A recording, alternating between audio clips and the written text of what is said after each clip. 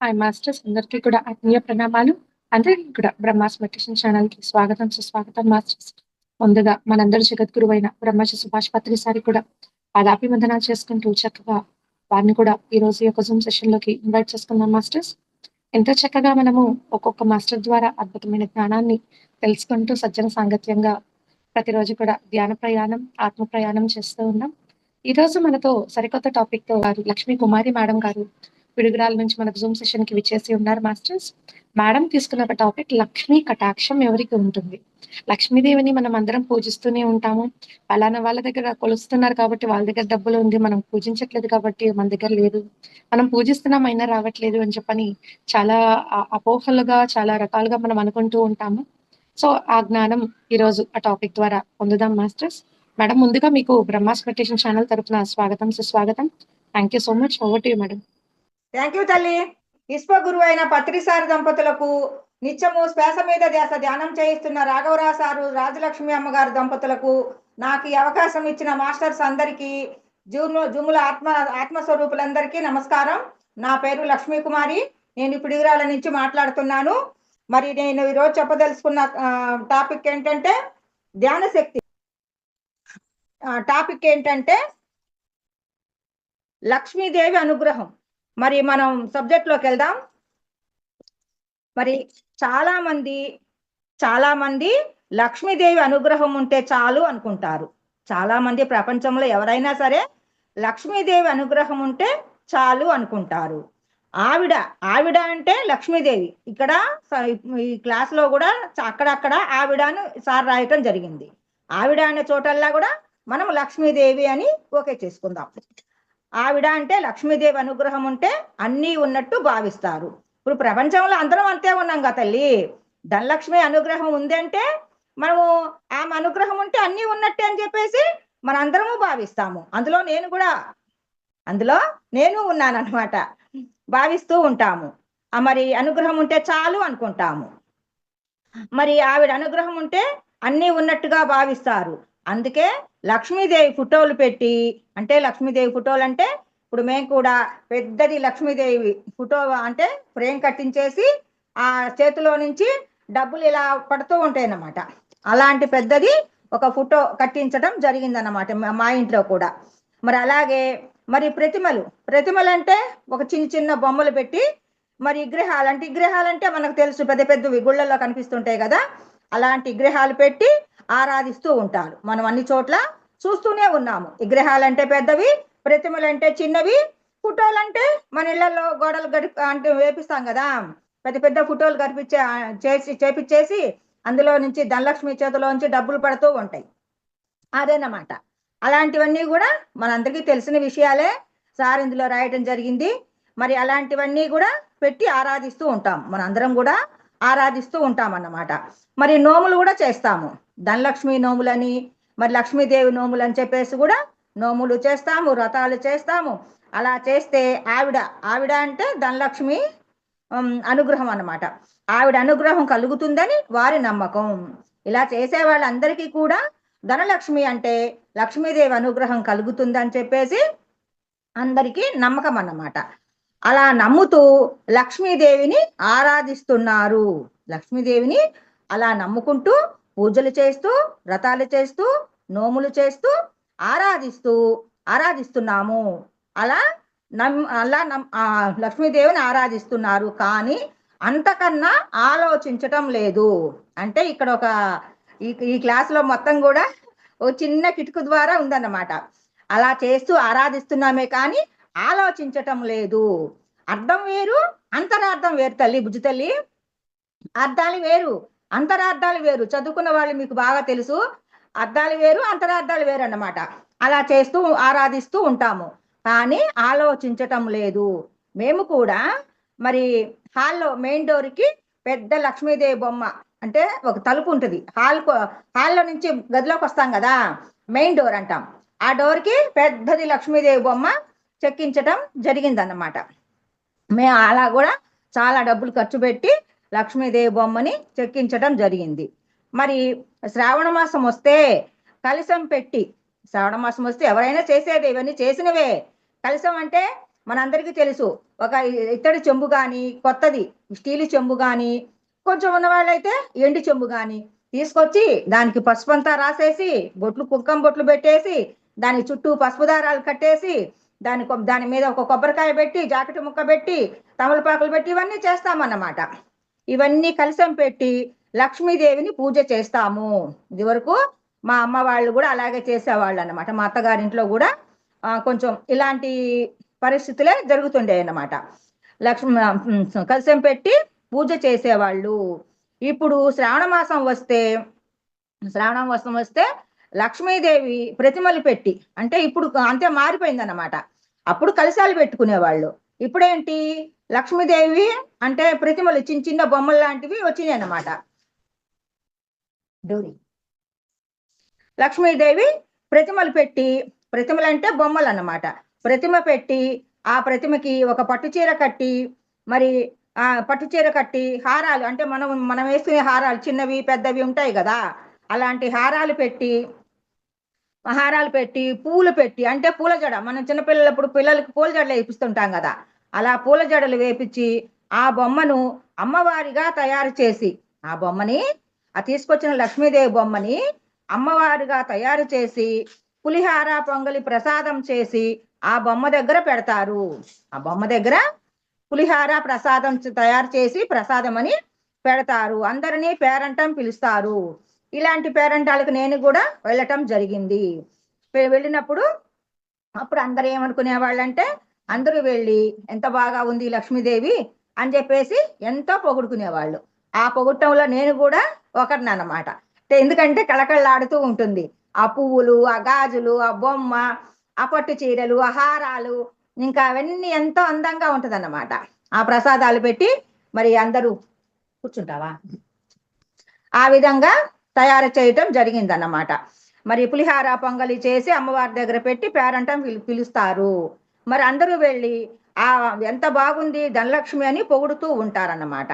మా ఇంటి ప్రక్కన కూడా పెద్ద ఇల్లు ఉందన్నమాట. ఆ ఇంట్లో వాళ్ళు కూడా పెద్ద బొమ్మ తెచ్చారు. ఆ ఇంట్లో వాళ్ళు కూడా పెద్ద బొమ్మ తెచ్చారు, లక్ష్మీదేవి బొమ్మ తెచ్చి వాళ్ళు కూడా ఆ బొమ్మకి పట్టుచీర కట్టి ఆ వస్తువులన్నీ పెట్టి, మరి లిల్లీ పూలని, మరి ఇంకా ఇవి చామంతులని, మరి ఇంకా రకరకాల గులాబీలు అని చెప్పేసి ఆ పువ్వులన్నీ కూడా తీసుకొచ్చి అమ్మవారికి అలంకరణ చేస్తారన్నమాట. అలా అలంకరణ చేసి మరి ఇంకా అలాగే ఆ రోజు అప్పుడు వెళ్ళిన వాళ్ళందరికీ బొట్లు పెట్టి ప్రసాదాలంటూ టిఫిన్స్ కూడా పెడుతుంటారు. ఉన్నవాళ్ళైతే టిఫిన్స్ కూడా పెడతారు. ఇంకా జాకెట్ ముక్కలు అట్లాంటివి కూడా, అంటే శ్రావణ మాసం అని చెప్పేసి గౌరీదేవులని, లక్ష్మీదేవి అని చెప్పేసి ఇంకా ఎంతో మంది వచ్చిన వాళ్ళందరికీ కూడా మరి జాకెట్ ముక్కలు, ఇలా పసుపు కుంకాలు కూడా పెడుతూ ఉంటారు. ఇట్లాగే చాలా, అంటే పెద్ద పెద్ద ఊళ్ళల్లో కూడా ఇలా చాలా మంది చేస్తూ ఉంటారు. మరి ఇంకా మా వారి ఫ్రెండ్ అక్కడ విజయవాడలో ఉన్నారు, మురళీ గారని, వాళ్ళు కూడా చాలా విగ్రహాలని పూజ చేస్తారన్నమాట. మరి వాళ్ళ ఇంట్లో కూడా పెద్ద పెద్ద విగ్రహాలు ఉన్నాయి. ఒకరోజు మా వారు వాళ్ళ ఇంటికి వెళ్ళినప్పుడు చూపించారు, చాలా విగ్రహాలు ఉన్నాయి. ఆ వాళ్ళు కూడా రోజు పూజ అయిపోయేదాకా కూడా ఏమీ తినరంట, టిఫిన్ కూడా తినరంట. పూజ అయిపోయాకే వాళ్ళు టిఫిన్ తింటారంట. టిఫిన్ తిని మా వారికి కూడా ఆ రోజు వాళ్ళ ఇంట్లోనే భోజనం పెట్టడం జరిగిందన్నమాట. మరి ఇలా కూడా ఎంతో మంది ఆ బొమ్మలన్నీ చూపిస్తూ ఉంటారు. మా లక్ష్మీదేవిని చూడండి, మా వరలక్ష్మిని చూడండి, మా ఇంటికి రండి, శ్రావణ మాసం మా కలశాన్ని చూడండి అని చెప్పేసి కూడా చాలా మంది పిలుస్తూ ఉంటారు. చాలా మంది కూడా వెళ్ళి చాలా బాగుంది అని చెప్పేసి మనము కూడా పొగుడుకుంటూ చాలా చాలా బాగుందని చెప్పేసి నేను కూడా వెళ్ళటం జరిగింది, చూడటం జరిగింది అన్నమాట. మరి మేము కూడా తామర పూలు అయితే లక్ష్మీదేవికి ఇష్టమని తామర పువ్వులు కూడా ఇంటి దగ్గరకు వస్తే కొనేవాళ్ళమే. ఆ లక్ష్మీదేవికి తామర పూలు అంటే ఇష్టం అన్నట్లుగా కొనుక్కునేవాళ్ళం అన్నమాట. మరి అసలు ముందు లక్ష్మీదేవి గురించి రెండు విషయాలు తెలుసుకోవాలి. లక్ష్మీదేవి గురించి రెండు విషయాలు తెలుసుకోవాలి. అసలు లక్ష్మీదేవి అంటే ఎవరు? ఆవిడ అనుగ్రహం ఎవరికి కలుగుతుంది, ఎలా కలుగుతుంది? ఈ రెండు విషయాల్లోనే ఈ క్లాసు సబ్జెక్ట్ అంతా ఉందన్నమాట. అసలు లక్ష్మీదేవి అంటే ఎవరు, ఆవిడ అనుగ్రహం ఎవరికి కలుగుతుంది, ఎలా కలుగుతుంది, రెండు విధాలుగా ఇక్కడ సార్ చెప్పడం జరిగిందన్నమాట. ఎలా కలుగుతుంది? లక్ష్మి అంటే అందరూ ధనము డబ్బు అని భావిస్తారు. ధనము లక్ష్మీదేవి అంటే అందరూ ధనము డబ్బు అని భావిస్తారు. నేను కూడా ధనము డబ్బు అనే భావించానన్నమాట. ఎందుకంటే ప్రపంచంలో అందరితో పాటు నేను అన్నమాట. లక్ష్మి అంటేనే ధనలక్ష్మి అంటేనే మరి డబ్బు ధనం అనే భావిస్తాము. అలా నేను కూడా భావించడం జరిగింది. ఇంకా కొంతమంది మరి ఆ డబ్బు లేకపోతే ఇవి ధనలక్ష్మి యంత్రాలు అని చెప్పేసి కట్టించుకుంటారంట. ఆ ధనలక్ష్మి యంత్రాలు కూడా ఒకటి కొనుక్కుంటే ఒకటి ఫ్రీగా ఇస్తారని కూడా వాళ్ళు చెప్తుంటారంట. ఆ పేరే ధనలక్ష్మి యంత్రం. అది ధనలక్ష్మి యంత్రం అన్నమాట. మరి ధనలక్ష్మి యంత్రాన్ని చాలా మంది కట్టించుకుంటుంటారు. మరి కట్టించుకున్న వాళ్ళు మరి లక్ష్మీదేవి అంటే డబ్బు వచ్చే మాట అయితే ఆ యంత్రాలు అమ్మేవాడు మన ఇంటికి ఎందుకు వస్తాడు? మన ఇళ్ళకి వచ్చి ఎందుకు అమ్ముతాడు? మరి వాడింట్లోనే యంత్రాలు ఉన్నాయి కదా చాలా. అమ్మేవాడింట్లో యంత్రాలు చాలా ఉంటాయిగా బుజ్జి. మరి ఆ యంత్రాలు వాళ్ళింట్లో ఉంటే డబ్బులు వాడింట్లో ఉండాలిగా. వాడు మన ఇళ్ళకి ఇచ్చి వచ్చి ఒకటి కొంటే ఒకటి ఫ్రీ ఇస్తానమ్మా, 500 అయితే 200 అమ్మా, 300 అమ్మా అని బేరమాడి ఈ ఆడవాళ్ళని చేసే పని అదే కదా. బేరమాడి ఆ విధంగా మనకెందుకు అమ్ముతాడు? ఆ డబ్బులు వచ్చే మాట అయితే అని సార్ ఇక్కడ చెప్తే గానీ అర్థం కాల. మరి ఎంతో మంది ధనలక్ష్మి యంత్రం అని చెప్పేసి కట్టించుకుంటారు. మరి ఆ విధంగా మరి డబ్బులు వచ్చే మాట అయితే వాడెందుకు మన ఇళ్ళకి వచ్చి అమ్ముతాడు? మరి వాడింట్లో డబ్బులు ఉండాలిగా. ధనలక్ష్మి యంత్రాలు అమ్మేవాడింట్లో డబ్బులు ఉండాలిగా.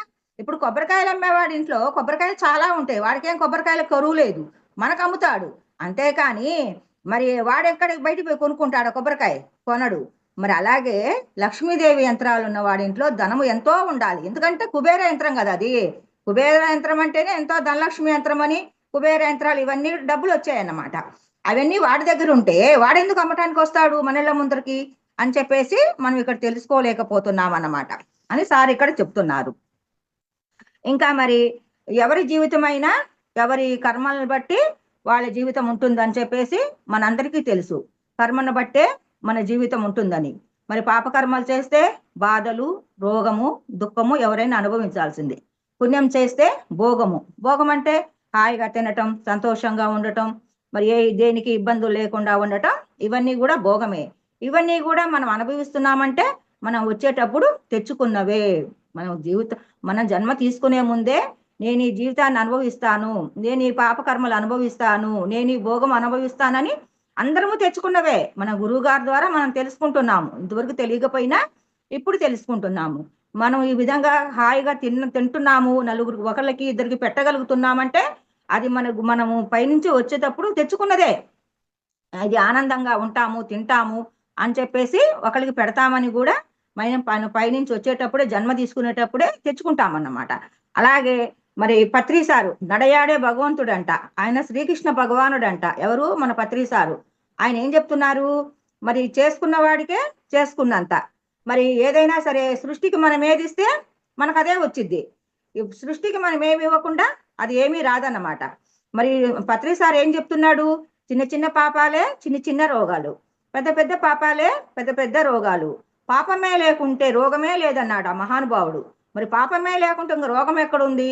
ఎవరు రోగంతో అనుభవిస్తున్నామన్నా వాళ్ళు పాపకర్మలు చేసుకొని వచ్చిన వాళ్ళమే అని చెప్పేసి మనం పత్రిసారు ద్వారా తెలుసుకున్నాము. ఇంకా పత్రిసారు మనకేం చెప్పారు? నీ నోటి మాటే నీ నుదటి రాత.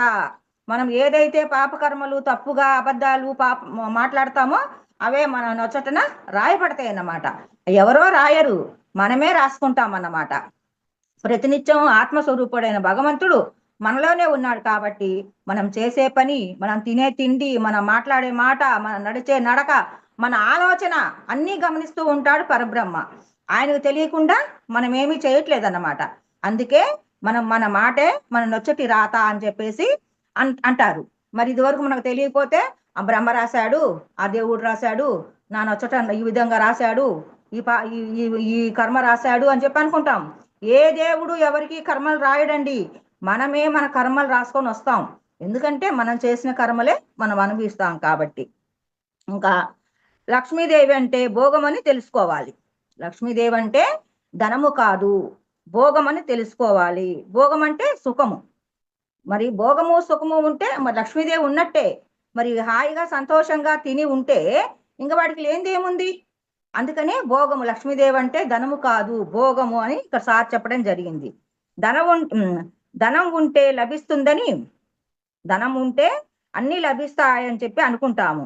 లక్ష్మీదేవిని అంతా ధనమని భావిస్తారు. లక్ష్మీదేవిని అంతా ధనమని భావిస్తారు. కానీ ధనం ఉంటే లక్ష్మీదేవి అనుగ్రహం ఉన్నట్టు కాదు. ధనం ఉంటే లక్ష్మీదేవి అనుగ్రహం ఉన్నట్టు కాదు. దానికి సార్ ఒక విషయం రాశారు, చెప్తాను. లక్ష్మీదేవి అనుగ్రహం, ధనం ఉంటే అనుగ్రహం ఉన్నట్టు కాదు. భోగం ఉంటేనే లక్ష్మీదేవి అనుగ్రహం ఉన్నట్టు. భోగం గురించి సార్ రాసింది చెప్పుకుందాం. భోగం ఉంటేనే లక్ష్మీదేవి అనుగ్రహం ఉన్నట్టు. మరి లక్ష్మీదేవి ధనం ఉంటే లక్ష్మీదేవి అనుగ్రహం కాదని మనం తెలుసుకున్నాము. ఒకసారి మరి శ్రీకృష్ణ భగవానుడు మరి కుంతీదేవికి శ్రీకృష్ణుడు మేనల్లుడు అవుతాడు. ఒకసారి కుంతీదేవిని, అత్త నీకు ఏదైనా వరం ఇవ్వాలని ఉంది, కోరుకో అత్త అంటే, నాయనా కృష్ణ నాకు కష్టాలుగా వరం ఇవ్వమని అడిగింది. ఎందుకత్త కష్టాలు అడుగుతున్నావు అంటే, మేము కష్టాల్లో ఉంటేనే నువ్వు ఆదుకుంటావు కృష్ణ, నేను ఎప్పుడు నిన్నే తెలుసుకుంటూ ఉంటాము, సుఖాల్లో భోగాల్లో ఉంటే నిన్ను తెలుసుకోము తండ్రి, అందుకని నాకు కష్టాలే ఇవ్వు, కష్టంలో ఉన్నప్పుడు నిన్ను ఎక్కువ తెలుసుకుంటాము, ఎప్పుడు మేము మీతోనే ఉంటాము, మాకు కష్టాలే ఇవ్వు కృష్ణ అని చెప్పేసి ఆ కుంతీదేవి అడగటం జరిగిందంట. మరి అలాగే మరి అంబానీకి ఎన్నో కోట్ల ధనం ఉందంట. మరి ఆయన ఎప్పుడూ బాధతోటే ఉంటాడంట. ఎందుకంటే అతని కొడుక్కి ఏదో జబ్బు చేసిందంట. ఆయనకి మరి ఫ్యాన్ గాలి పడదంట, ఏసీ పడదంట, ఎన్ని కోట్లు ధనం ఉంది, కానీ అక్కడ భోగం లేదు. ఎందుకంటే అనుభవించట్లేదు కదా, అక్కడ భోగం లేదు. మరి ధనం ఉంది, ధనం అంటే లక్ష్మీదేవి అనుకున్నాం కదా, కానీ వాడు అక్కడ అనుభవిస్తున్నాడా అంటే అనుభవించట్లా. మరి ధనం ఉంటే లక్ష్మీదేవి ఉంటే భోగం కాదు. మనం అనుభవించిందే భోగం అన్నమాట. అనుభవిస్తేనే భోగంలో ఉన్నట్టు, ధనం ఉంటే భోగం ఉన్నట్టు కాదన్నమాట అని ఇక్కడ మనకు అర్థమవుతుంది. మరి అంబానీకి అన్ని కోట్ల ఆస్తి ఉన్నా కూడా ఏనాడు హాయిగా సుఖంగా ఉండడంట, ఎప్పుడు బాధపడుతూ కొడుకుని తలుసుకుంటూ ఉంటాడంట. మరి ఇంకా ఎన్నో కోట్లు ఉన్నా కూడా కొడుకు గురించి ఆలోచిస్తుంటాడన్నమాట. అలాగే కౌరవులకు కూడా మరి రాజ్యం ఉంది, మరి వాళ్ళకి సంపదలు ఉన్నాయి, హంసతూలిక తల్పాలు ఉన్నవి, ఇంకా మరి వాళ్ళకి అంగబలం ఉంది, అర్ధబలం ఉంది. మరి ఎంతో మంది అంటే కౌరవులంతా వాళ్ళ వైపే ఉన్నారు. అయినా కూడా వాళ్ళు కూడా ఎప్పుడు హాయిగా కంటిన్యూగా నిద్రపోరంట. ఎందుకంటే వాళ్ళకి ఎప్పుడు అన్యాయం చేద్దామా, ఎప్పుడు ఒకళ్ళని హింసిద్దామా, మాటలతో చేతలతో ఎప్పుడు ఒకళ్ళని హింసిద్దామా అనుకొని అనే కుటిల భావంతో ఉంటారంట. ఎప్పుడైనా ఒకళ్ళ మీద ద్వేషము, అసూయ ఉన్నవాళ్ళు ఎప్పుడు వాళ్ళు హాయిగా ఉండలేరు. ఎందుకంటే ఒకళ్ళని ఎప్పుడు చెడపకురా చెడదేవని మనకు సామెత ఉంది. అలాగే మనకి ఏదైనా చేతనంతవరకు సహాయం చేయాలి, కానీ వాడు అట్లయిపోవాలి ఇట్లయిపోవాలని మనం ఏనాడు అనుకోకూడదు. కలలో కూడా ఆలోచనలు కూడా చేయకూడదంట. ఆలోచనలు కూడా మన మీద ప్రభావం చూపిస్తాయంట. కాబట్టి కౌరవులు ఏనాడు కూడా హంసతూలిక తల్పం ఉన్నా కూడా వాళ్ళు నిద్రించలేదంట. కానీ పాండవులు మరి అడవిలో ఉన్నా కూడా మరి హాయిగా నిద్రపోయేవాళ్ళంట. ఎందుకంటే వాళ్ళు శ్వాస మీద ధ్యాస పెట్టి ధ్యానం చేసేవాళ్ళంట. ఎప్పుడు పాండవులు అందరూ కూడా ఎక్కువ ధ్యానం చేస్తూ శ్రీమన్నారాయణుడితో ఉండేవాళ్ళు అనమాట. మరి ఆత్మ అంటే భగవంతుడని మనకు తెలుసు, ఆత్మే భగవంతుడు. మరి భగవంతుడితో ఉంటే, మరి ఆయనతో ఉంటే ఇంకా మనకు లేనిదేముంది. మరి శ్వాస మీద ధ్యాస పెట్టి ధ్యానం చేసినప్పుడు భగవంతుడితో ఉంటాం కాబట్టి వాళ్ళు ఎప్పుడు భగవంతుడితోటే ఉండేవాళ్ళంట. మరి ద్రౌపదీదేవికి వంట చేసే పని కూడా లేకుండా మరి సూర్య భగవానుడు అక్షయ పాత్ర ఇవ్వటం జరిగిందంట.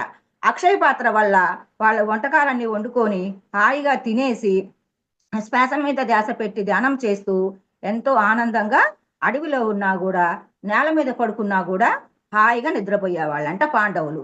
కానీ కౌరవులకి అర్ధబలం అంగబలం ఎన్నున్నా కూడా వాళ్ళ మనసును బట్టే, ఎవరికైనా సరే, నాకు గాని మీకు గాని ఎవరికైనా సరే మన మనసును బట్టే మన పనులు ఉంటాయి. మన మనసును బట్టే ఈ ఇంద్రియాలన్నీ కూడా పనిచేస్తూ ఉంటాయి అన్నమాట. ఇంద్రియాలంటే మనకు తెలుసు, కర్మేంద్రియాలు, జ్ఞానేంద్రియాలు.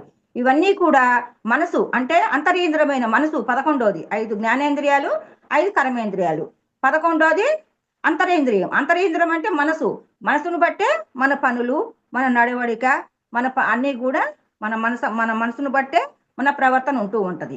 మనసు మంచిగా ఉంటే మంచి పనులు చేస్తాం. మనసు చెడ్డగా ఉంటే మనసు మలినంగా ఉంటే మనం పాపకర్మలు పిచ్చి పనులు చేస్తాం. అవే మనకి మరి పాపకర్మలుగా మనకి మన జీవితంలోకి రావటం జరుగుతుంది. మరి ఇక్కడ మనం ఏదైనా సరే మంచిగా ఎవరికైనా మంచి చేయాలనే చూడాలి, కానీ ఎవరిని చెడపాలి అని చెప్పేసి ఎవరిని కలలో కూడా ఆలోచనలు కూడా చేయకూడదని మనము ఈ గురువు గారి క్లాస్ ద్వారా మనం తెలుసుకున్నాం అన్నమాట.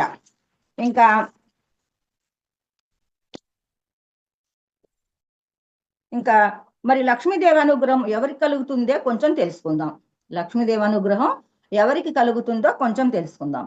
గమనిస్తే లక్ష్మీదేవి శ్రీ మహావిష్ణువు పాదాల దగ్గర కూర్చొని ఆయన పాదాలు ఒత్తుతూ సేవలు చేస్తూ ఉంటుంది. లక్ష్మీదేవి అనుగ్రహం ఎవరికి కలుగుతుందంటే అంటే శ్రీమన్నారాయణుడు అంటే శ్రీ విష్ణుమూర్తి పాదాల వద్ద కూర్చొని ఆయన పాదాలు ఒత్తుతూ ఉంటుందన్నమాట. అదే అలా సేవ పొందటం భోగమే కదా. శ్రీమన్నారాయణుడు శ్రీ మహావిష్ణువు ఎవరైనా ఒకటే. మరి ఆయన లక్ష్మీదేవి చేత పాదాలు ఒత్తించుకుంటూ ఉంటే ఆయన భోగంలో ఉన్నట్టే కదా అని సార్ ఇక్కడ చెప్తున్నారు. సేవ పొందటం భోగమే కదా, అంతా భోగమే కదా. అంటే శ్రీ మహావిష్ణువు పాదాల దగ్గర లక్ష్మీదేవి ఉందంటే అక్కడ ధనం లేదు. అక్కడ ఆ లక్ష్మీదేవి పాదాలు ఒత్తుతుందంటే అక్కడ భోగమే ఉంది, కానీ ధనము లేదు అని ఇక్కడ మనకు అర్థమవుతుంది. అక్కడ ధనము లేదు, భోగమే ఉంది. ఆయన శ్రీ మహావిష్ణువు భోగంలో ఉన్నాడు. లక్ష్మీదేవితో పాదాలు ఒత్తించుకుంటూ హాయిగా భోగములో ఉన్నాడు అన్నమాట. అంటే సుఖము ఉంది, అక్కడ సుఖము ఉంది. శ్రీ మహావిష్ణువుకు భోగము ఉంది. అంతకంటే ఇంకా లక్ష్మీదేవి తన పక్కనే ఉంది. అంటే విష్ణుమూర్తి భోగములో ఉన్నాడని మనకి అర్థమవుతుంది. ఆలోచిస్తే ధనం ఉన్న వారికి సుఖం ఉందా, భోగం ఉందా అంటే లేదనే చెప్పాలి. మరి డబ్బు అంటే ధనం ఉంటే మరి ఆనందంగా సుఖంగా ఉన్నారా అంటే మరి కష్టాలు బాధలు దుఃఖములో ఉన్నవాడికి ఎంత డబ్బున్నా వాడికి లేనట్టే లెక్క. ఎందుకంటే హాయిగా తినలేడు, తిరగలేడు. మరి కష్టాల్లో ఉన్నప్పుడు బాధలో ఉన్నప్పుడు వాడికి ఏం చేస్తున్నాడో ఏం తింటున్నా కూడా వాడికి అర్థం కాదన్నమాట. మరి అలాగే షుగర్ పేషెంట్కి ఇంటి నిండా షుగర్లు అంటే స్వీట్లు హాట్లు ఉన్నా కూడా వాడు తినాలని ఉంటుంది, కానీ తినలేడు. ఎందుకంటే భయం షుగర్ పెరుగుతుందేమో అని. మరి ఇలాంటి వాడికి ఎన్ని ఉన్నా కూడా లేనట్టే లెక్క. వాడికి భోగం లేదు. అక్కడ ధనలక్ష్మి ఉంది, లక్ష్మీదేవి ఇంటి నిండా ఉంది. అన్ని స్వీట్లు తెచ్చుకున్నాడు, కొనుక్కున్నాడు, అక్కడ అర్లలో పెట్టుకున్నాడు, వాడు చూసుకుంటున్నాడే తప్ప భోగము లేదు, అంటే అనుభవించలేడు అన్నమాట. మరి ఎవరైనా సరే షుగర్ ఉంటే గనక మరి ఇంటి నిండా ఉన్నా కూడా తినలేడు, చూస్తూ ఉంటాడు. కాబట్టి అక్కడ ధనం ఉంది కానీ భోగము లేదు. ఇక్కడ సార్ రాసిన సబ్జెక్ట్ ఇదేనమాట. లక్ష్మీదేవి ఉంటే అనుగ్రహం కాదు, భోగము ఉంటేనే అనుగ్రహం, లక్ష్మీదేవి అనుగ్రహం కలుగుతుంది అని మనకి ఇక్కడ తెలుసుకోవాలన్నమాట. మరి కష్టాలు బాధలు దుఃఖం ఉంటే ఎంత ఉన్నా కూడా అనుభవించలేడు, కాబట్టి అవి లేనట్టే లెక్క. ఆనందంగా ఉన్నా మజ్జిగన్నం తిన్నా కూడా ఆనందంగా వాడు హాయిగా నిద్రపోయి పని చేసుకుని వచ్చిన వాడు కూడా ఆనందంగా తిని పండుకొని నిద్రపోతే వాడికి అదే భోగం. అంటే మరి ఎన్ని ఉన్నా ఏసీలు వేసుకున్నా ఇంత బెడ్లు వేసుకున్నా నిద్ర పట్టకపోతే వాడికి భోగం లేదు అని మనకు అర్థం అవుతుంది అన్నమాట. మరి అటువంటి వారికి లక్ష్మీదేవి అనుగ్రహం లేనట్టే కదా. మరి అందుచేత ఎవరింట్లో ధనం ఉంటే వారి ఇంట్లో భోగం ఉన్నట్లు, ఎవరింట్లో సుఖం ఉంటే వారింట్లో లక్ష్మీదేవి ఉన్నట్టు. అంటే ఇక్కడ భోగము సంతోషము సుఖము ఉంటేనే లక్ష్మీదేవి అనుగ్రహం ఉన్నట్టు. మరి లక్ష్మీదేవి అనుగ్రహం అంటే భోగము సుఖము ఎవరికి కలుగుతుంది అంటే మన సద్గురువులైన పత్రిసారుకు, మరి జీసస్కు, మరి ఇంకా ఎవరంటే పత్రిసారుకు, బుద్ధ భగవానుడికి, ఇంకా రమణ మహర్షికి, మరి ఇంకా సత్యసాయి బాబాకి, పుట్టపర్తి బాబాకి, ఇంకా వాల్మీకి మహర్షికి. అంటే వాల్మీకి మహర్షి అంటే మీ అందరికీ తెలిసిందే. మరి రత్నాకరుడుగా ఉన్న ఆయన వాల్మీకిగా మారి మరి ఆయన రామాయణం కూడా రచించడం జరిగింది. మరి ఇంకా ఎంతో మంది యోగులందరూ కూడా మన పత్రి సార్తో కలిపి ఎంతో మంది భోగంలోనే ఉన్నారు. ఎందుకంటే వాళ్ళ శ్వాస మీద ధ్యాస పెట్టి భగవంతుడితోటే ఉన్నాడు, అంటే నారాయణుడితోటే ఉన్నారు. కాబట్టి వీళ్ళందరూ కూడా భోగంలో ఉన్నట్టే. వాళ్ళకి ఎప్పుడు శ్వాసే ఆహారము, శ్వాసాహారంతోటే ఇప్పుడు దేవతలందరూ కూడా శ్వాసాహారంతోటే ఉన్నారంట. మరి షిరిడి బాబా 13 సంవత్సరాలు నా గురువుతో ఉన్నాను అన్నాడు. నా గురువు అంటే ఎవరు? పరబ్రహ్మ, సృష్టికర్త, మనలో ఉన్న ఆత్మ, ఆయనే పరబ్రహ్మ. ఆయనతో 13 సంవత్సరాలు ఉన్నాను అని చెప్పేసి మరి షిరిడి సాయిబాబా చెప్పడం జరిగింది. మరి 14 సంవత్సరాలు వాల్మీకి, రత్నాకరుడుగా ఉన్న వాల్మీకి 14 సంవత్సరాలు మరి పరమాత్మతో ఉన్నాడు. మరి వాల్మీకి అంటే ఆయన ఆయన ధ్యానం చేసుకునే ప్లేస్ అంతా కూడా అన్ని పుట్టలు పెట్టేశాయంట. ఆ విధంగా పుట్టలు పెట్టడం వల్లనే ఆయనకి వాల్మీకి మహర్షి అని, వాల్మీకము అంటే పుట్టంట, అందుకని ఆయనకి వాల్మీకి మహర్షి అని పేరు వచ్చిందన్నమాట. మరి బుద్ధ భగవానుడు 7 సంవత్సరాలు ఉండి ఆయన ఆనాపానసతి ధ్యానం చేశాడు.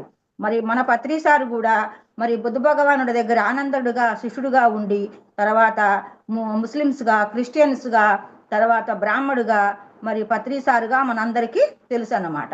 వీళ్ళందరూ కూడా మరి జీసస్ మరి 41 రోజు శ్వాస మీద ధ్యానం చేసి ఆయన మరి మనసు కూడా, ఆయన శరీరానికి ఆహారం ఇవ్వలేదు, మనసుకు కూడా ఆహారం ఇవ్వలే. మనసుకు ఆహారం ఏమిటి? ఆలోచనలు కూడా లేకుండా ఆయన 41 రోజు ధ్యానం చేసి ఆయన తన తండ్రితో నేనున్నానని ఆయన చెప్తున్నాడు. నేను నా తండ్రి ఒకటే, అంటే ఈ జీవాత్మ ఆ పరమాత్మ ఒక్కటే, ఆయన నుంచి వచ్చిన అంశాత్మలమే మనమందరము అని చెప్పేసి, నీవు నేను ఒక్కటే, నేను నా తండ్రి ఒక్కటే అని చెప్పేసి జీసస్ క్రైస్తు 41 రోజులు ధ్యానం చేసి ఆయన తెలుసుకున్న విషయమే మనందరికీ తెలియజేశాడు. మరి వీళ్ళంతా కూడా హంసలంట, పరమానంద హంస, మరి ఇంకా ఎంతో మంది ఉన్నారు యోగులందరూ కూడా. వాళ్ళంతా రామకృష్ణ పరమహంస, మరి బుద్ధుడు, జీసస్, మరి ఇంకా మరి వాల్మీకి మహర్షి, ఇంకా ఇంకా చిమటం అమ్మవారు, ఇంకా మరి రమణ మహర్షి, వీళ్ళందరూ కూడా రమణ మహర్షి పేరు రమణుడు అంట. అయితే ఆయన అన్నాళ్ళు ధ్యానం చేయటం వల్ల రమణ భగవానుడు అయ్యాడు, రమణ మహర్షి అయ్యాడు. మరి వీళ్ళందరూ కూడా మనం చేసే ధ్యానం చేసే వాళ్ళంతా కూడా మహానుభావులుగా ఉండిపోయారు. మరి పుట్టపర్తి బాబా చెప్తారు, ఎవరైనా సరే ప్రతి ఒక్కళ్ళు ప్రేమ సేవ ఉండాలి అని చెప్పేసి పుట్టపర్తి బాబా వారు చెప్పడం జరిగింది. మరి షిరిడి సాయిబాబా ఎప్పుడు ఆయనకి ధ్యానులంటేనే ఇష్టమంట, శ్రీకృష్ణ భగవానుడికి ధ్యానులంటేనే ఇష్టమంట. మరి రాముడు, శ్రీకృష్ణ భగవానుడు వీళ్ళందరూ కూడా మరి ధ్యానం చేశారు వాళ్ళ గురువుల దగ్గర. మరి శ్రీకృష్ణ భగవానుడి గురువు సాందీప మహర్షి, ఆయనకి శ్రీకృష్ణుడు సాందీప మహర్షి దగ్గర ఇదే నేర్చుకున్నాడు అన్నమాట. అంటే ఆయన కూడా శ్రీకృష్ణుడు గురువు సాందీప మహర్షి. మరి ఎంతో మంది కూడా ఇలా మనం చెప్పుకుంటూ పోతే వీళ్ళంతా హంసలు అన్నమాట. హంసయానం చేశారు, శ్వాసాహారం తీసుకున్నారు. మనం తీసుకున్నట్టు ఇంట్లో వండుకున్న ఆహారం తీసుకోవాలా వాళ్ళు? శ్వాసాహారమే వాళ్ళకి, శ్వాసాహారమే బయట నుంచి వచ్చే ఆహారం కాకుండా శ్వాసాహారంతోటే వాళ్ళు జీవించడం జరిగింది. వాళ్ళు లక్ష్మీనారాయణుడితో ఉన్నారు. లక్ష్మీనారాయణుడు అంటే పరబ్రహ్మ, ఆయన సృష్టికర్త, ఆయనతో ఉన్నారు వీళ్ళందరూ. మనమందరం కూడా శ్వాస మీద ధ్యానం చేస్తే మనమందరం కూడా ఆ భగవంతుడితోటే ఉంటాము. అది ఎలాగో తెలుసుకుందాం. మరి లక్ష్మీదేవి ఫోటో పెట్టి పూజించిన వారికి భోగం రాదు. లక్ష్మీదేవి ఫోటో పెట్టి పూజించిన వారికి భోగం రాదు. లక్ష్మీదేవి ఎప్పుడు నారాయణుడి దగ్గరే ఉంటుంది. లక్ష్మీదేవి ఎప్పుడు నారాయణుడి దగ్గరే ఉంటుంది. మరి అంటే మనము కూడా నారాయణం అవ్వాలి, మనము కూడా నారాయణలమి అవ్వాలి. అది ఎలాగో తెలుసుకుందాం. మరి అది ఒక అయస్కాంతం ఉంటుంది, ఒక ఇనప ముక్క ఉంటుంది. ఆ రెండు అయస్కాంతాన్ని, ఇనప ముక్కని జాయింట్ చేస్తే ఇలా కరుచుకొని 2 రోజుల దాకా తీయకుండా ఉంటే విడిపోవు అన్నమాట, అవి కరుచుకొనే ఉంటాయి. అలాగే మనము కూడా శ్వాస మీద ధ్యాస పెట్టి ధ్యానం చేస్తే ఆ పరమాత్మతోటే ఉంటాము. ఇప్పుడు మానవుడు అంటే 3: శరీరము, మనసు, ఆత్మ. మరి శరీరాన్ని కట్టేశాం, ఇప్పటిదాకా మన శరీరాన్ని కట్టేశాం. శరీరం అంటే ఇంద్రియాలు, జ్ఞానేంద్రియాలు, కర్మేంద్రియాలు కట్టేశాం. అంతర్యేంద్రమైన మనసు కూడా కట్టేస్తే మనకి ఇంకా ఉండేది ఏంటి? శరీరాన్ని కట్టేశాం, మనసును కట్టేశాం, ఇంకా ఉండేది ఆత్మ. మనసును కూడా కట్టేస్తే మనం ఆత్మతోనే లీనమవుతాము. అప్పుడు ఆత్మ అంటే భగవంతుడు, ఆయన సృష్టికర్తని మనకు తెలుసు. ఆయనతోటే ఉంటే ఆయన లక్షణాలు మనకు వస్తాయి. ఎలాగంటే అయస్కాంతం లక్షణాలు ఇనుప ముక్కకు వచ్చినట్టు, అయస్కాంతం లక్షణాలు ఇనుప ముక్కకు వచ్చినట్టు భగవంతుడి లక్షణాలు ఈ మానవుడు అనుకుంటున్న జీవాత్మకి వస్తాయి. మానవుడే మాధవుడు అవుతాడు. మరి ఆయన లక్షణాలు ఏమిటి? ప్రేమ, దయ, కరుణ, జాలి, ఇలాంటివన్నీ దైవ లక్షణాలు. ఇలాంటివి ఉన్నవారిని ఆయన దేవుడమ్మ, ఎంత కరుణామయుడు, ఎంత దయామయుడు అని చెప్పేసి మనందరంకి మనం ఎవరమైనా అంటామన్నమాట. మరి అయస్కాంతం ఇనుప ముక్క గురించి తెలుసుకున్నాము. మరి శ్వాస మీద ధ్యానం చేస్తే మరి అంతరీంద్రమైన మనసును ఎప్పుడైతే మోస్తామో అప్పుడు మనం భగవంతుడితో ఉంటామని తెలుసుకున్నాము. మరి అప్పుడు లక్ష్మీదేవి అనుగ్రహానికి మనం అందరము పాత్రలు అవుతాము. లక్ష్మీదేవి అనుగ్రహానికి పాత్రం అయ్యామంటే మనం భగవంతుడితో ఉన్నప్పుడే లక్ష్మీదేవి అనుగ్రహం పొందినట్టు. లక్ష్మీదేవి అనుగ్రహానికి పాత్రలు అవుతాము, భోగాన్ని పొందుతాము. అప్పుడు మనం భోగాన్ని పొందుతాము అంటే దుఃఖాన్ని దూరం చేసుకుంటాము. దుఃఖం అంటే ఏ సమస్య జరిగినా, ఏ సందర్భంగా జరిగినా కూడా మరి సృష్టి ప్రకారమే జరిగింది. ఏదైనా సరే సృష్టికర్త మించినోడు లేడు కాబట్టి మనం వచ్చేటప్పుడే తెచ్చుకునే కాబట్టి ఇవన్నీ కూడా బిడ్డలైన ఆత్మస్వరూపులే, భర్త అయిన ఆత్మస్వరూపుడే. మరి అందరము 84 లక్షల జీవరాశులన్నీ కూడా ఆత్మస్వరూపులే. కుక్క అయినా, పిల్లైనా, ఏనుగైనా, చీమైనా, దోమైనా 84 లక్షల జీవులు కూడా ఆత్మస్వరూపులే. మనమందరం కూడా ఆత్మస్వరూపులమని మనం గురువు గారి ద్వారా తెలుసుకున్నాం అన్నమాట. వీళ్ళందరూ ఆత్మస్వరూపులని అనుకున్నప్పుడు మనము శ్వాస మీద ధ్యానం చేసినప్పుడే వీళ్ళందరూ ఆత్మలమని, వాళ్ళు ఆత్మే, నేను ఆత్మని అని చెప్పేసి మనందరము తెలుసుకుంటామన్నమాట. మానవుడు అంటే శరీరము, మనసు, ఆత్మను తెలుసుకున్నాము. మరి ఇంకా ఇలా శ్వాస మీద ధ్యానం చేయటం వల్ల పాపకర్మలు చెయ్యము. ఎందుకంటే తెలియక ముందు చేశాను, నేను కూడా చేశాను. ఇలాంటి తెలిసినప్పుడు పాపకర్మలు చేయమన్నమాట. చేసినవి కూడా బాధపడుతూ దుఃఖంతో ఉంటాం కాబట్టి ఇక ఇవి తప్పు చెయ్యము అని చెప్పేసి మనం తెలుసుకుంటాము. మరి మాంసాహారం తినటం వల్ల ఏ అవయవం తింటే అవయానికే ప్రాబ్లం వస్తుంది. ఆ అవయవమే పనిచేయకుండా ఉంటాయి అన్నమాట. కాళ్ళు తింటే కాళ్ళు పనిచేయవు, మరి తలకాయలు తింటే తలకాయలు పనిచేయవు. ఈ విధంగా ఏ అవయవం తింటే ఆ అవయవానికే మరి ప్రాబ్లం వస్తుంది. అందుకనే ఇలాంటి తప్పులు పాపాలు చెయ్యమన్నమాట. ఎందుకంటే వాళ్ళు ఆత్మలే, మనము ఆత్మలమే. ఆ మూగజీవులు కూడా ఆత్మస్వరూపులే. 84 లక్షల జీవరాశులన్నీ కూడా ఆత్మస్వరూపులే. మనము తండ్రికి, మన దేవుడికి మనం పెద్ద బిడ్డలమే. ఆ మూగజీవులన్నీ కూడా చిన్న బిడ్డలు. అంటే మనకు తమ్ముళ్ళు, చెల్లెళ్ళు లాంటి వాళ్ళని హింసించకూడదు అని చెప్పేసి తెలుసుకుంటాము. సృష్టిలో ఈ జీవహింసే పెద్ద పాపము. దీనివల్లే మనకి ఎవరికైనా కష్టాలు, బాధలు, దుఃఖాలు రావటం. అందుకే పత్రిసారి చెప్పారు, పెద్ద పెద్ద పాపాలే పెద్ద పెద్ద రోగాలు, చిన్న చిన్న రోగాలే చిన్న చిన్న పాపాలు అని చెప్పడానికి కారణం ఇదే అన్నమాట. పత్రిసారు ఆయన నడయాడే భగవంతుడు. మరి ఆయన చెప్పిందే వేదవాక్ అన్నమాట. మరి ఇది వరకు చేసేవాళ్ళం, ఇవన్నీ కూడా అనుభవిస్తూ ఇంకా చెయ్యమన్నమాట. ఎందుకంటే చేసిన తప్పు చెయ్యం కదా, కూర్చున్న క్లాసులోనే మళ్ళీ కూర్చోం కదా. అట్లాగే మరి నారాయణుడు ఎవరో తెలుసుకుందాం. నారాయణుడు ఎవరో తెలుసుకుందామంటే నారాయణుడు అంటే ఆత్మ. నారాయణుడు అంటే ఆత్మ. అందరి అంతరాలలో ఉన్న ఆత్మే నారాయణుడు. అందరి అంతరాలలో ఉన్న, అంతరం అంటే హృదయం, అంతరంలో ఉన్న హృదయంలో ఉన్న అందరి అంతరాలలో ఉన్న ఆత్మే నారాయణుడు. ఆయనే శ్రీహరి. మరి ప్రహ్లాదుడు తండ్రి హిరణ్యకశిపుడు మనందరికీ తెలిసిన విషయమే. మరి ప్రహ్లాదుడు తండ్రి మరి నారాయణుడు ఎక్కడున్నాడు, నీ నారాయణుడు ఎక్కడున్నాడు అంటే, నారాయణుడు లేని చోటు ఎక్కడుంది తండ్రి, అందుగలడెందు లేడని సందేహంబు వలదు, ఎందెందు ఎతికి చూసినా అందందే కలడు. నారాయణుడు ఎక్కడైనా ఉన్నాడు అని చెప్పంటే మరి ఈ స్తంభంలో ఉన్నాడా అంటే, మరి ఆ స్తంభం ఉన్నాడు అని చెప్పంగానే ఆ స్తంభాన్ని బద్దలు కొట్టుకొని మహావిష్ణువు అంటే నారాయణుడు సగము సింహంగా, సగము మానవుడిగా జన్మతి వచ్చి మరి ఆయన హిరణ్యకశిపుని సంహరించడం జరిగింది. మరి ఆ హిరణ్యకశిపుడికి కూడా ఒక వరం పొందాడంట. మరి పగలు చనిపోకూడదు, రాత్రి చనిపోకూడదు, మరి పైన చనిపోకూడదు, కింద చనిపోకూడదు అని చెప్పి వరం పొందాడంట. అందుకని చెప్పేసి ఆ శ్రీ మహావిష్ణువు నరసింహ అవతారం ధరించి మరి సంధ్యా సమయం అంటే సూర్యుడు ఉదయించేటప్పుడు చంద్రుడు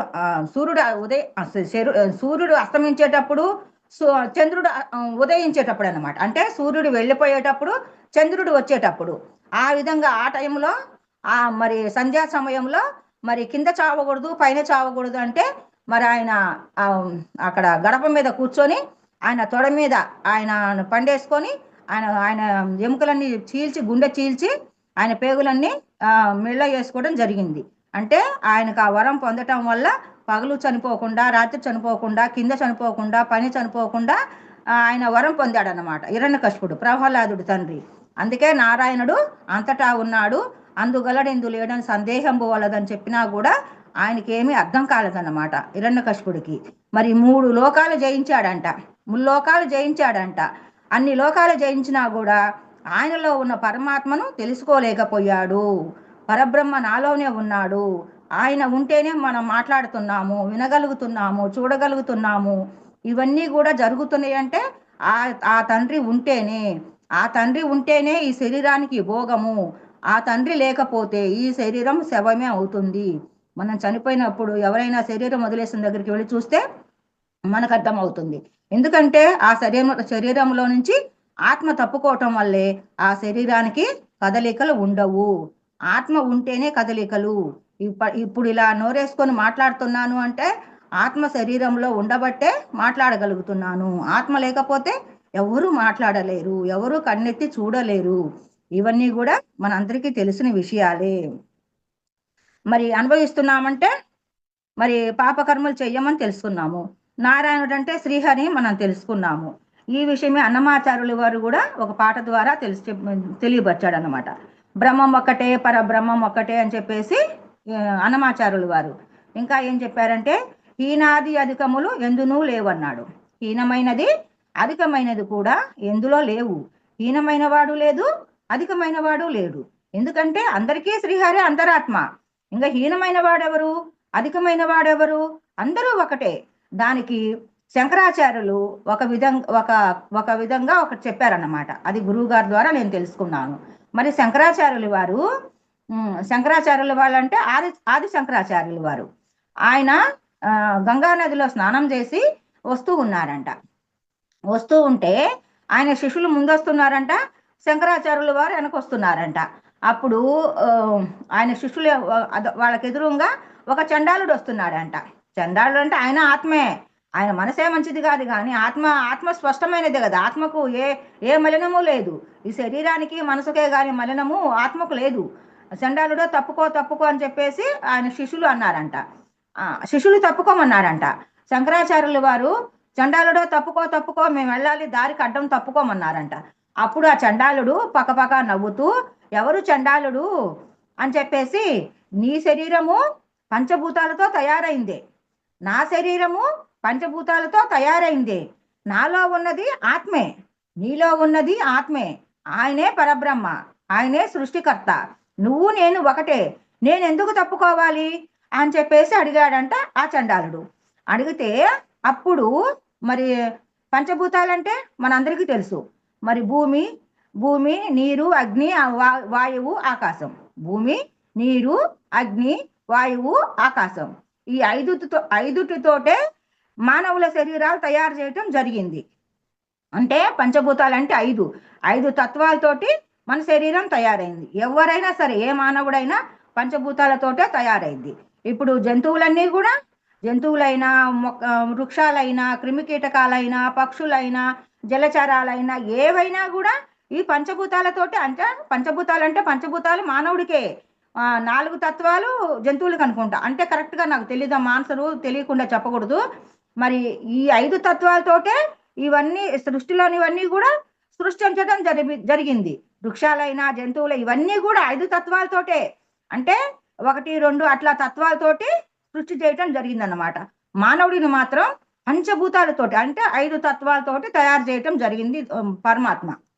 మరి నువ్వు నేను ఒకటే అని చెప్పేసి బ్రహ్మం ఒకటే, పరబ్రహ్మం ఒకటే అని తెలుసుకున్నాం కదా. ఆ విధంగా శంకరాచార్యుల వారు కూడా అప్పుడు ఆయన జ్ఞానోదయం అయిందన్నమాట.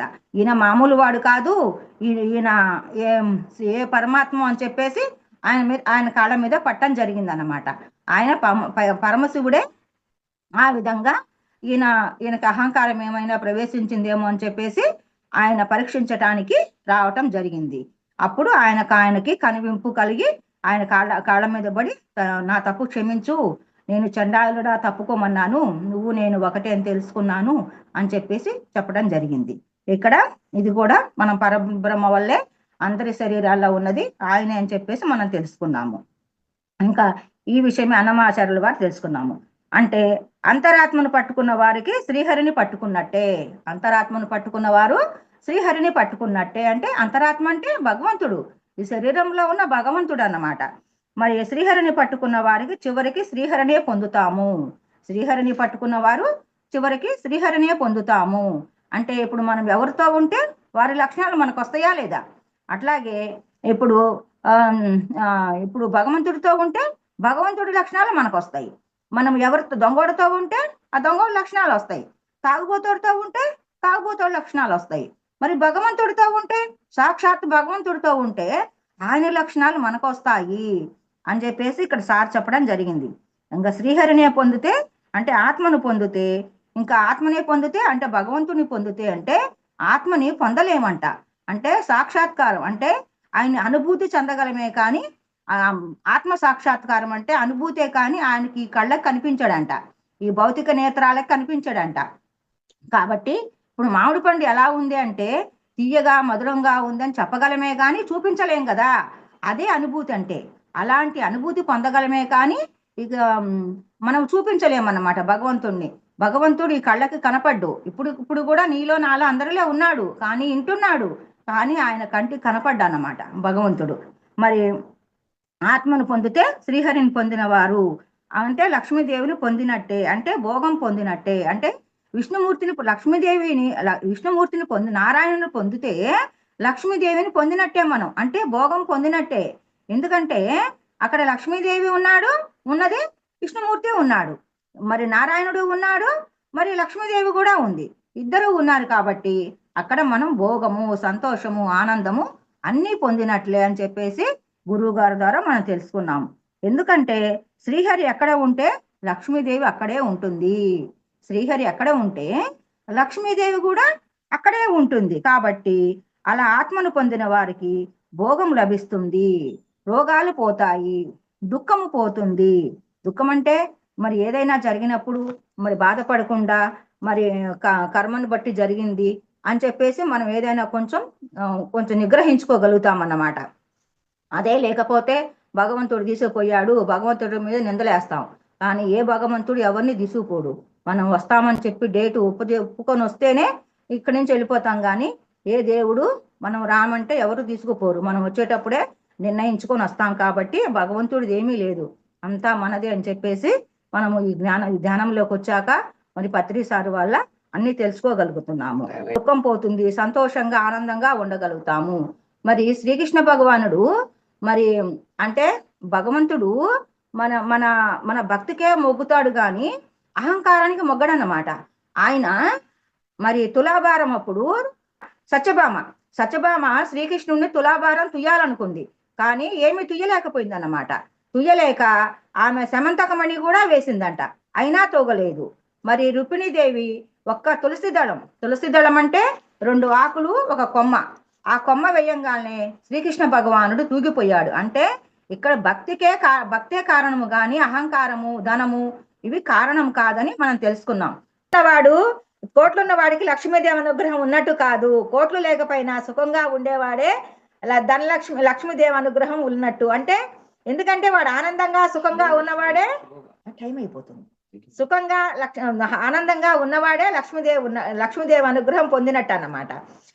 ఒకసారి ఒక రాజుగారు పెద్ద ఆలయం అంటే రాజుగారు అంటే పెద్దదే కట్టిస్తారు కదా, ఆ పెద్ద ఆలయం కట్టించారంట. ఎన్నో కోట్లు పెట్టి ఆ చుట్టుపక్కల ఎక్కడా లేనంత పెద్ద ఆలయాన్ని కట్టించాడంట.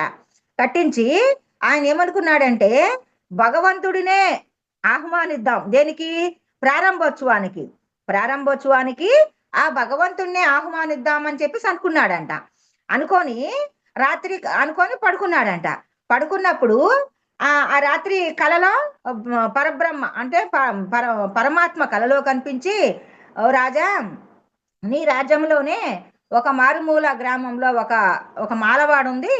ఆ మాలవాడలో ఒక ఆయన నన్ను ఆయన ఆయన ఆయన గుడిలో ఉంచుకున్నాడు. ఆయన పంపిస్తే నేను వస్తాను ప్రారంభోత్సవానికి అని చెప్తాడనమాట. ఇంకా తెల్లారిపోయింది. రాజుగారు ఆయన పరమాత్మ చెప్పిన చోటికి వెళ్తాడనమాట. వెళ్ళి చూస్తే అది ఒక పల్లెటూరు. ఆ పల్లెటూరులో ఒక మాలవాడు ఉంది. ఆ మాలవాడలో ఆ మాలవాడలో ఒక ఒక చిన్న పూరి గుడిసుందనమాట. ఆ పూరి గుడిసెలోకి వెళ్ళి తొంగి చూశాడు మా రాజుగారు.